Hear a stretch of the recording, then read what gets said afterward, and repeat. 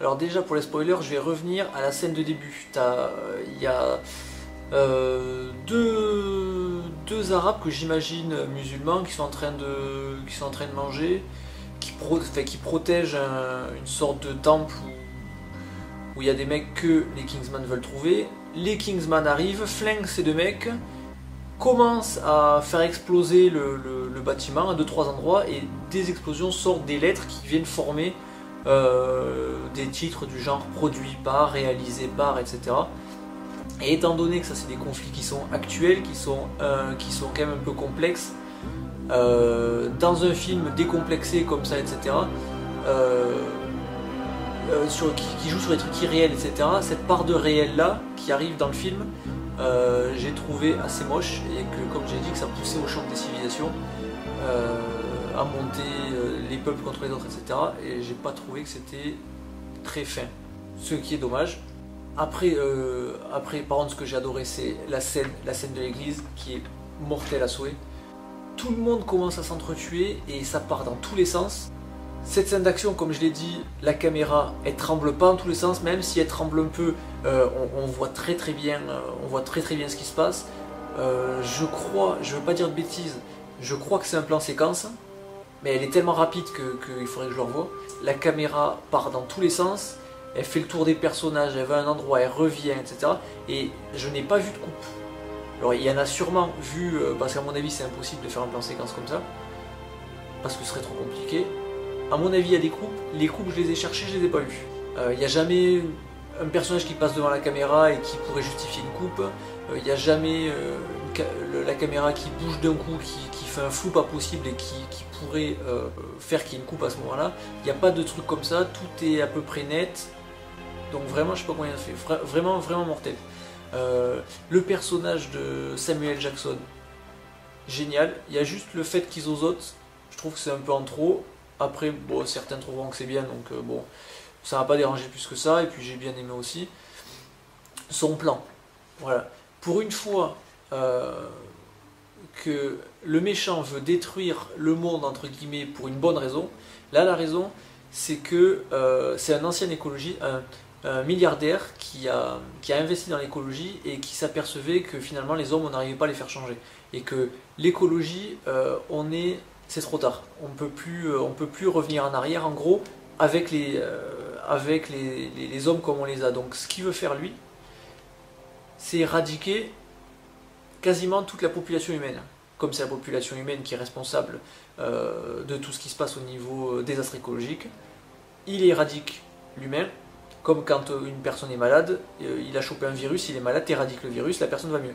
Exactement la même chose. Il explique d'ailleurs à un moment, même si l'explication est un peu fallacieuse, parce qu'il dit que pour se défendre, le corps, lorsqu'il est attaqué par un virus, il augmente sa température pour tuer le virus, et il dit, c'est là que c'est fallacieux un petit peu je pense, que la planète fait pareil, c'est-à-dire que l'homme est un virus et que pour éliminer l'homme, la planète se réchauffe le temps d'éliminer.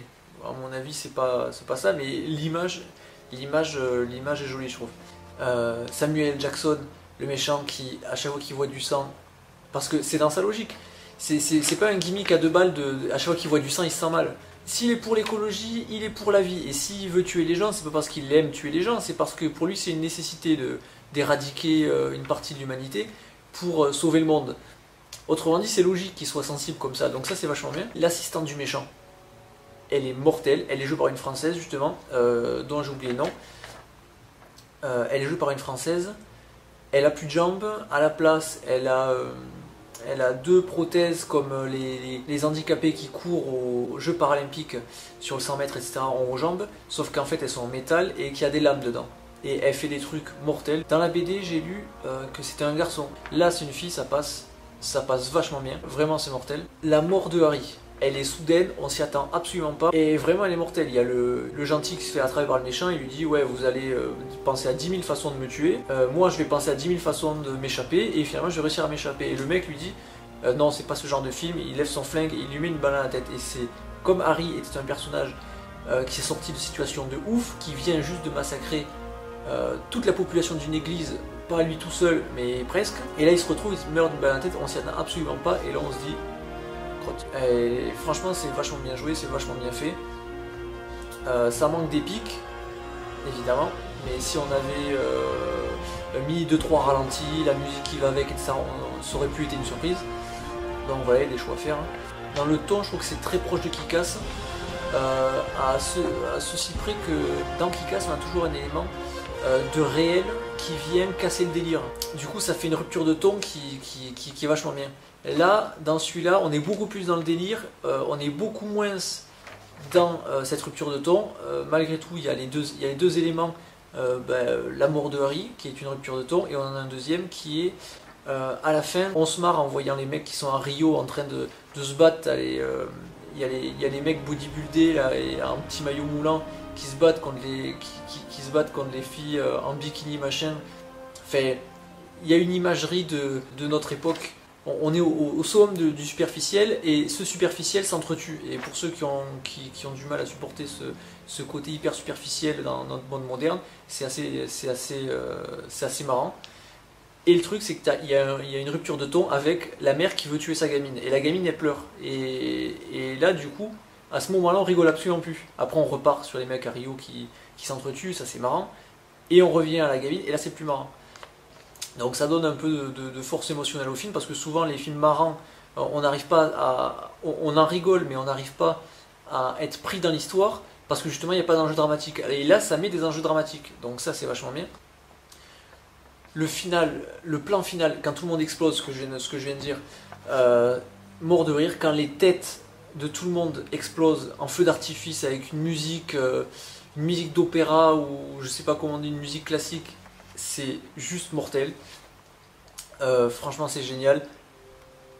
La fin est excellente, avec la princesse. Ça c'est bien, parce qu'on peut penser qu'il va partir avec la fille avec qui il est dans les sélections, Roxy je crois. Donc je trouvais ça un peu caca, et en fait non, il va avec la princesse à la fin, qu'on n'a jamais vu du film, on l'a vu une fois, tout le monde s'en fout, et finalement il part avec elle. Et puis comme c'est fait, etc., c'est super marrant. Les tenues dans le côté décalé, les tenues m'ont fait rigoler. C'est une espèce de treillis, sauf qu'à la place d'avoir un truc camouflage, comme c'est so british, etc., ils ont un truc quadrillé en tissu écossais là. C'est vachement bien. Pour finir, une scène que j'ai aimée, c'est la scène où on lui demande de tuer son chien. Parce qu'il y a un truc au cinéma, c'est qu'on ne tue pas les enfants, ou alors hors cadre et sans même l'évoquer, c'est-à-dire on arrive, les enfants sont morts, ça on peut le faire, mais on ne montre pas les enfants mourir, les enfants se faire tuer, et on ne montre pas les chiens se faire tuer. Enfin, on n'aime pas voir l'innocence se faire tuer sous nos yeux, ce qui est normal. Mais connaissant Mark Millar qui est un transgresseur de règles, connaissant Matthew Vaughn pareil, qui est un peu dans l'esprit Millar, je me suis dit, le moment où on lui demande de tuer son chien, il peut le tuer son chien. Et vraiment à ce moment-là, on ne sait pas s'il va le tuer ou s'il va pas le tuer. Donc il finit par pas le tuer, ce qui est une bonne chose. On lui fait la morale sur le fait qu'il n'a pas tué son chien, que c'est un abruti, etc., qu'il aurait dû le faire et machin. Il rentre chez lui, il pose son chien sur le lit, il ferme la porte, et là il y a le contre-champ du chien qui est en train de le regarder. Et à ce moment-là, quoi qu'on ait pensé avant, on se dit, il a bien fait de pas le tuer. Le chien serait mort à ce moment-là, et là on le voit vivant, on le voit qu'il regarde son maître. C'est un moment que j'ai trouvé vachement bien. Et de ce point de vue-là, la morale, j'ai trouvé, il y a une assez bonne morale dans le film. C'est-à-dire que le méchant a raison.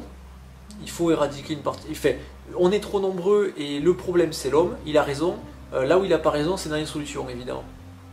Mais une fois qu'on a essayé toutes les solutions et que les gens ne veulent pas changer, s'il y a un mec qui veut une solution radicale et qui arrive à la mettre en place, il ne faudra pas venir gueuler, quoi. C'est ça le truc. Voilà, et les gentils sont pas méchants parce qu'ils empêchent le plan bien du méchant. Ils sont gentils aussi parce qu'une fois que les gens sont là, bon, il faut les protéger, il faut pas les tuer. Non, et le plan du méchant est vachement bien.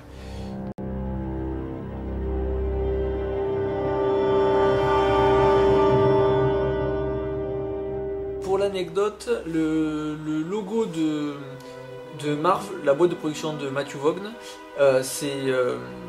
il y a écrit Marv en tout petit rond de différentes couleurs, et ça c'est inspiré du test qu'on fait passer aux gens pour voir s'ils sont daltoniens, s'ils arrivent à voir la différence entre les couleurs, etc. Et Matthew Vaughn est daltonien, donc du coup Matthew Vaughn n'arrive pas à voir son propre logo de boîte de prod. Voilà.